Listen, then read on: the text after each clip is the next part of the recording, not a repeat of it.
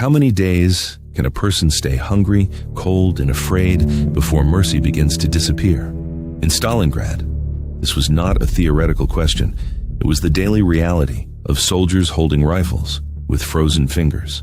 In normal life, a person may believe he is compassionate, thoughtful, and moral. But the uncomfortable truth of psychology is this: human behavior depends not only on character, but also on the situation a person is trapped in. Stalingrad showed this truth in one of the harshest ways possible.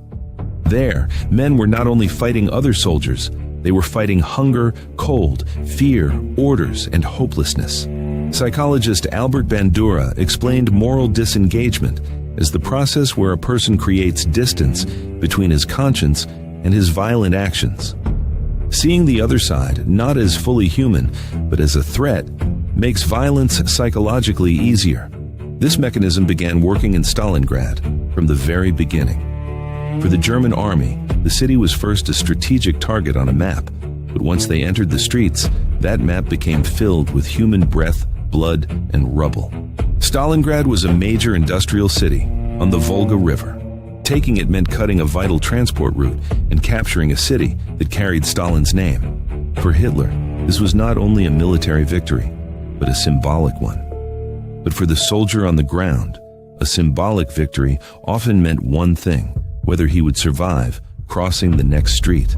In psychology, when danger gets close, the brain begins to simplify the enemy. The thought, "he is afraid just like me," becomes dangerous in combat because that thought can slow the finger on the trigger. In the summer of 1942, the German offensive pushed toward the Volga. On July 17, 1942, the Battle of Stalingrad began, and it did not become a short operation. It became a months-long test of human endurance. In the first phase, the Germans believed in rapid advance. The idea of blitzkrieg was still alive. Fast attack, enemy collapse, city captured. But urban warfare changes human psychology. In open fields, the enemy is far away. In a city, he is behind a wall, inside a basement, on a staircase, sometimes only a few meters away. Walter Cannon's fight-or-flight response is one of the key mechanisms here. When a human being senses mortal danger, the body prepares to fight, run, or freeze. In Stalingrad, this response was not momentary. Soldiers stayed in that state for days, weeks, and sometimes months. Constant stress narrows attention. A person no longer thinks about grand meanings. He thinks about surviving the next shell, the next sniper, the next night. This is not the first stage of becoming cruel. First, a person becomes exhausted. Then his emotions fade. And after that, he begins to turn into someone he no longer recognizes. On August 23, 1942, German armored units reached the outskirts of Stalingrad. Around that time, the city was heavily bombed, and in a short period, its streets turned into ruins. The psychological change became even faster here. When a person no longer recognizes the city around him, when familiar streets disappear, the brain begins to see danger everywhere. For the soldier, the idea of a safe place no longer existed. A home was rubble, a factory was a combat position, and a basement could be both shelter and trap. Stalin's order, number 227, with its message of not one step back, made the situation even harsher. It was one of the factors that reduced the soldier's sense of choice. In psychology, when the sense of choice disappears, people may begin to act more mechanically. When a person feels he is carrying out the system's demand, rather than making his own decision, the weight on his conscience can temporarily feel lighter. Stanley Milgram's obedience experiments later showed this clearly. Under pressure from authority, people can continue actions that conflict with their own conscience. In Stalingrad, this was not a laboratory situation. Refusing an order was not just a mistake on paper. It could be a real death sentence. That is why the soldier often did not ask, "What should I do?" He lived more under the question, "What have I been ordered to do?" In September and October, the fighting spread deep into the city. Factories, train stations, houses, and basements turned into separate zones of death. Historical accounts show that by October, the Germans had taken much of the city, but Soviet forces were still holding a narrow strip along the Volga. That narrow strip was not only a military position. Psychologically, it was the final line. When a person is pushed to the final line, behavior changes. If there is no way back, fear sometimes turns not into escape, but into harder resistance. This does not always come from heroism. Sometimes, a person fights simply because he has no other choice left.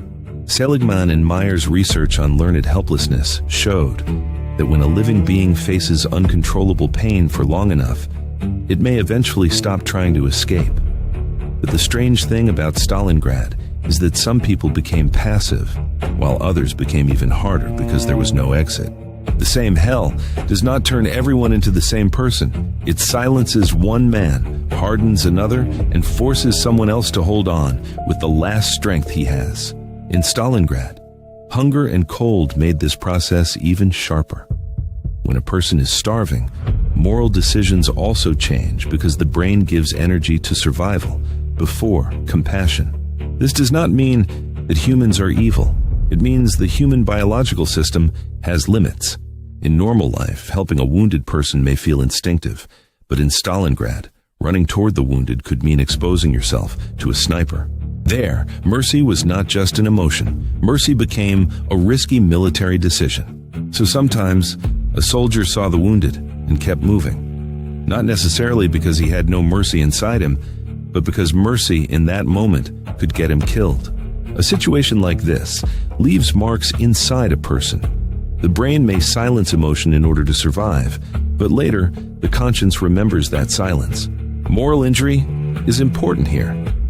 Litz and other researchers describe it as a deep inner wound that can appear when a person takes part in, witnesses, or fails to prevent something that violates his moral values.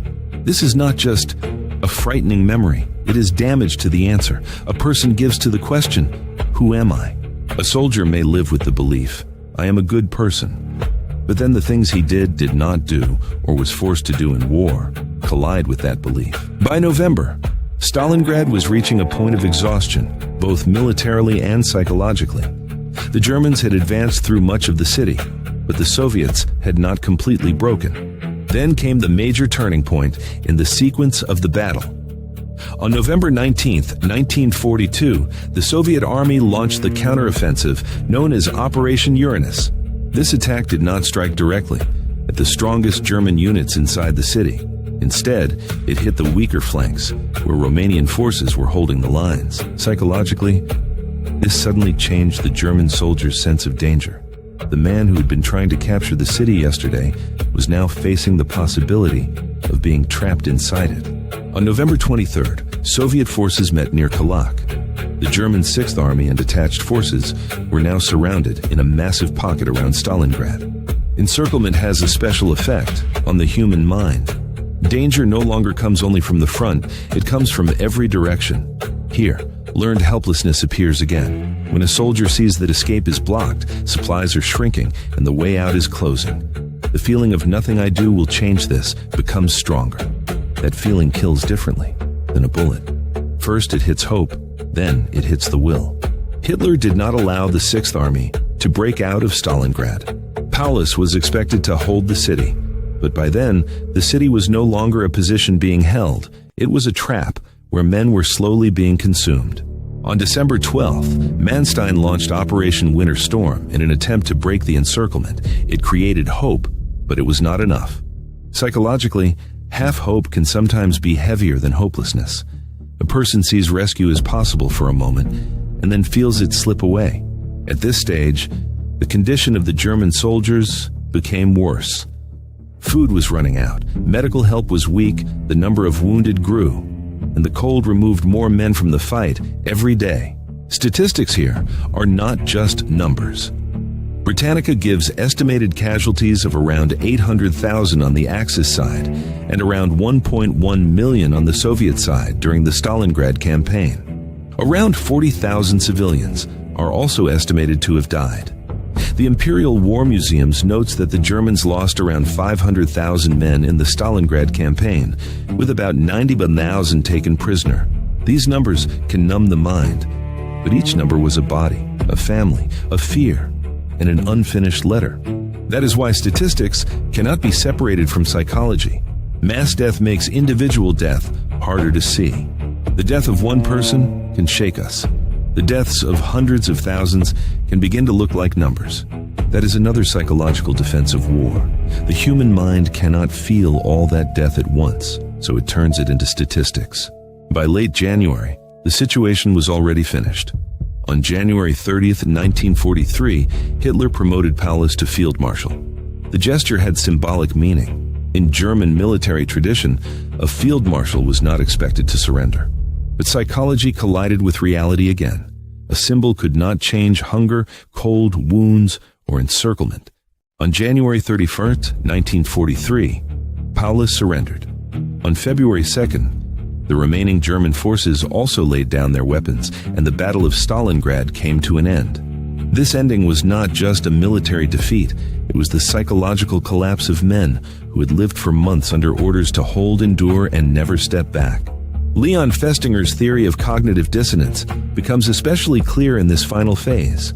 When a person holds two conflicting beliefs, deep inner discomfort appears. One belief said, "We are strong, we must hold, we must not surrender."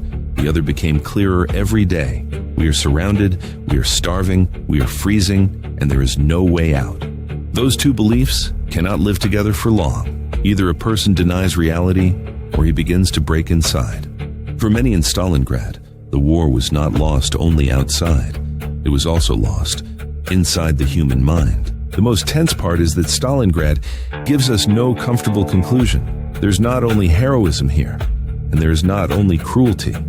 There is fear, obedience, hunger, orders, psychological numbness, and sometimes the last remaining trace of humanity inside all of it.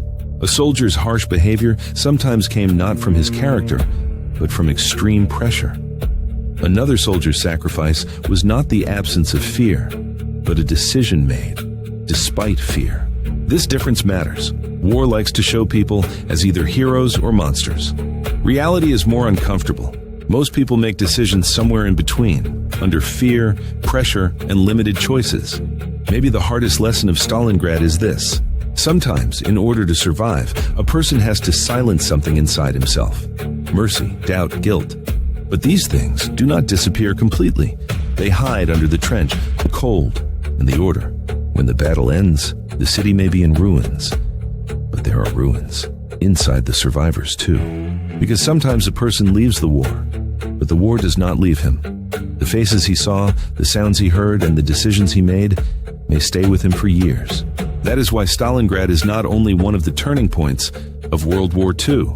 It is also harsh evidence of how human psychology can change under extreme conditions. A city was surrounded, but in truth, the human conscience was surrounded too. And in the end, the most frightening question remains.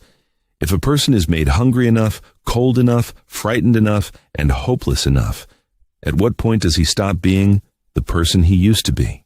Maybe that is why Stalingrad still feels frozen in the human mind, because armies were not the only things defeated there. Sometimes, the human being also retreated inside himself, and not everyone who survived truly came back.